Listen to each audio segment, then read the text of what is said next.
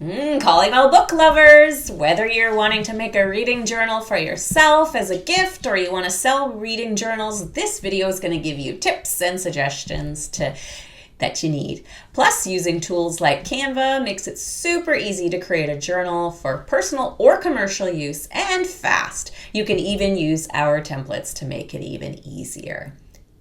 In this video, we're going to talk about why you or your customers might want to keep a reading journal and the great benefits of doing so. Designing your reading journal with easy-to-use templates and tools, and we'll talk about your options for printing your reading journal and which to use depending on what your objective is, and how to get our journal and writing prompt templates. A reading journal is a personal notebook where avid readers can record their thoughts, reflections, and reviews of books they've read. People like keeping reading journals to deepen their understanding of literature, to share their insights with others, and to preserve a record of their reading journey, enhancing their overall enjoyment of books. Some pages you might include in a reading journal might be, a favorite book list, a reading challenge, plot exploration, theme exploration, putting connections between different books on, similar topics. Some writing prompts that might be in a reading journal could be, obviously ask them the main plot, ask them to summarize it so that they can remember and record it. Discuss a character's development in the story. Share a memorable quote or passage and what it means to you. And explore the book's themes and overall messages and maybe how it relates to their life, and compare the book to your expectations. Just a few ideas to get you started. Our Canva template makes it easy, as you've got a cover you can completely customize and some unique page templates to work with. Journaling is a very personal thing, so it's up to you what you want. Some people prefer free writing pages, some want simple writing prompts, and others want more structured pages. Maybe what you want is a combination of all those things. So I'll come back to editing the Canva journal in shortly. But we also, to come up with prompts to include in your journal, we have a 300 prompt collection that you can also pick up. They range from, very simple 1 or 2 word prompts to just, get people to think. And they and then range to more guided prompts. So let's have a peek at the template and things that you can do. I think this part will be helpful whether you use our templates, you want to use Canva, and there'll be lots of different tricks and things that you'll probably learn. And first, I just would like to show you that if you want to see all the pages involved here, then you go here, you can reorder things as much as you'd like. You can delete items like here. This is just a placeholder page. These are extra pages that you can customize if you'd like, and I'll kind of run through all that. So the first thing to know about Canva is that when you are on any page, you can always go to position and look at the layers, and you'll see all the different layers that are here. On some of the more complicated journal pages, that's really helpful because it's kind of hard to select everything, so you can select certain ones and do that. You can also reorder them and things like that. So you can change the background. You could possibly, instead of a color, maybe you want to look up, let's do something a little fun. Maybe a photo, which would be good for a background. And let's not overthink it. Let's just put that in there, and you click it to put it in there, and you put set image as background. You can have something like that. You could find a different background. As you can see, there's lots of different things you could do with that. You could also, if it's for yourself, add your name, or maybe customize a gift, like all you can do there. Then we have some pages here. You could add different prompts to the top here, but they're kind of like free writing pages, and you could do some more specific pages. How about like we have like a habit tracker here or something. So it's a generic habit tracker, but maybe we'll change it to daily reading goals or tracker, whatever you want to call it. And maybe this would be week by week. They could fill in that they're reading, particularly good for children or adults who are trying to get back into the reading habit. The digital world has taken away a lot of that for us. And you can also do, let's see, like if you wanted, let's go back and look at graphics. And I kind of like this photo. It's cute. And here we would probably, actually, I don't know what happens if you put it as, no, yeah, obviously, never mind. We are going to select it. We're going to make it like transparent in the back. And how much color and things like this you'd want to add depends on where you're publishing it.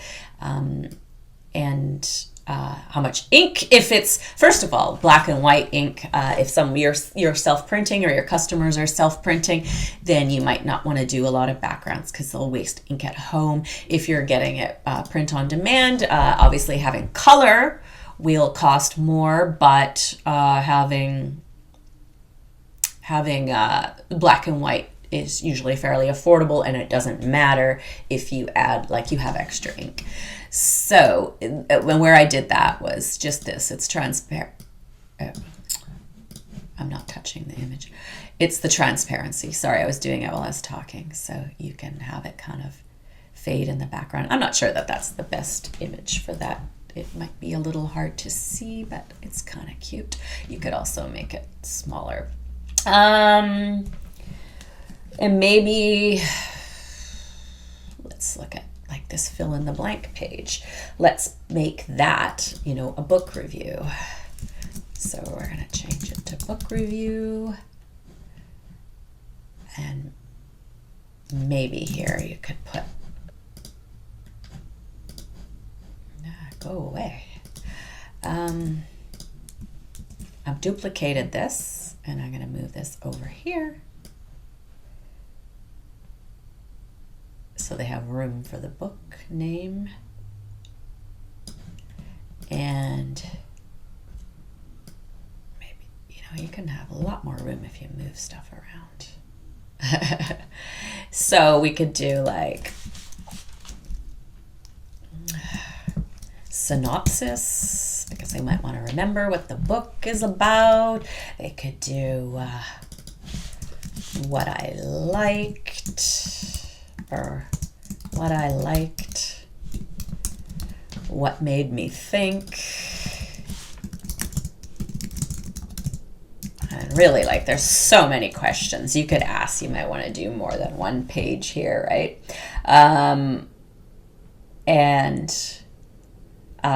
Things like what I didn't like, what, something about character development and stuff. Here, I don't know if there's, they might have a checklist. They might want a checklist at the bottom. Maybe you would want to like make it a little shorter. Okay. I'm actually going to get that out of there.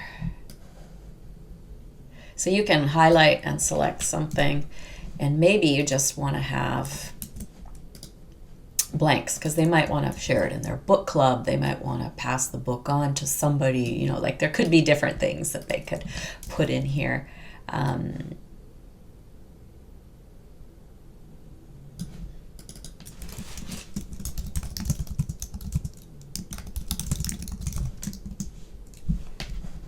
Move it down here. So now you'll see that this is like crooked. Like this is up higher and stuff like that. And Canva kind of gives you grid lines to help you figure that out, but you can also just choose the tidy up option, which kind of messed that up because we want it down here. Okay, so there. But now if we select them all,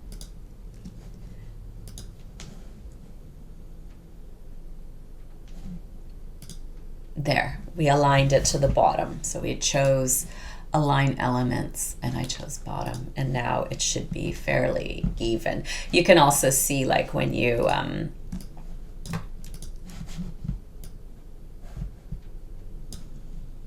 select those, which you could do under the layers how I showed you before, it'll tell you when it's in the middle. All right, we're gonna leave that one just, and maybe we'd probably, or we could also have how I felt when I was reading, but I think that's silly. Let's get rid of that, things to do after reading, right? And then there's more space to add these.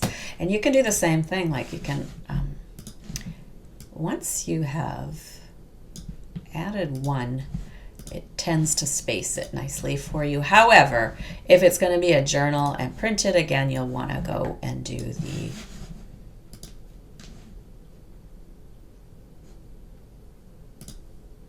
tidy up to make it nice and even. Well, just a few ideas for you. There's also, a weekly planning page, which could become like, daily thoughts on reading, so that they can jot down their ideas or things that they think about, what made them think about it. There's bullet pages, and there is also a 30-day challenge, which could be similar to this. This is like daily reading goals where they're going to be reading every day. They could put a book title here. Here it could just be to read for 30 days. And finally, it's also very easy to add pages. So we're going to add a blank page. We're going to go to design and just a lot of covers here. Weekly check-in. What does that have? Yeah, that's just a regular journal page, but you could obviously adjust that for yourself. Reading log, maybe. There you go. There's like a monthly reading journal, the reading logs. There's different covers that you could use as well. Reading list. Great stuff that you can add. Now this one has a lot more color, so you can obviously make it match more. You could change this color to be more in line with your document colors, which obviously we made this quite plain. Like if you want to go for a different color, or maybe you want to do it the other way, maybe you actually want this to match that color, and you could do change all, which would probably change a lot of your headlines. This font is kind of small that it's hard to see the actual color, but there maybe as a bold or something like that. So, if you want to, like, I personally don't really like these little images. You can do it all. You could change the heading to match these ones, change the font to be more like this, more conservative, or the other way around if you like this, which seems a little childish to me, right? And then this, you would just drag across there. And it also, if you see that the other one I did in capital, it's in capital letters.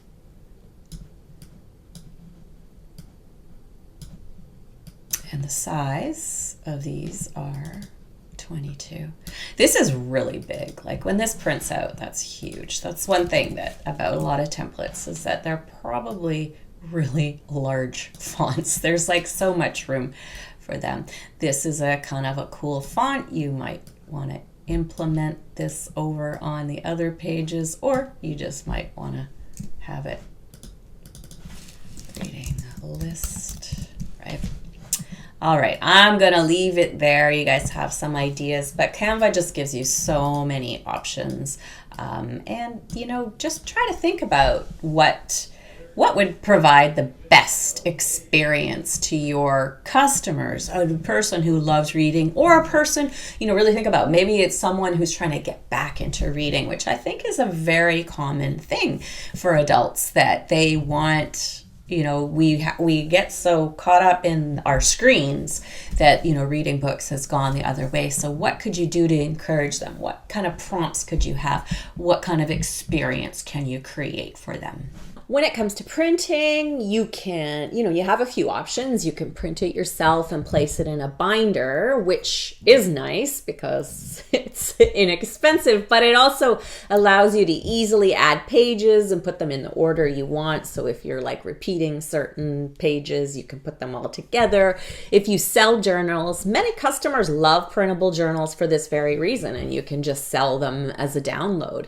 You can also have them printed locally, if it's just for your, like at a Staples or some local print shop, if it's for your own use or a small run of gifts for friends or clients. Canva also has printing options, and places like Staples can do the comb binding for you and actually bind it up for you as well if you prefer.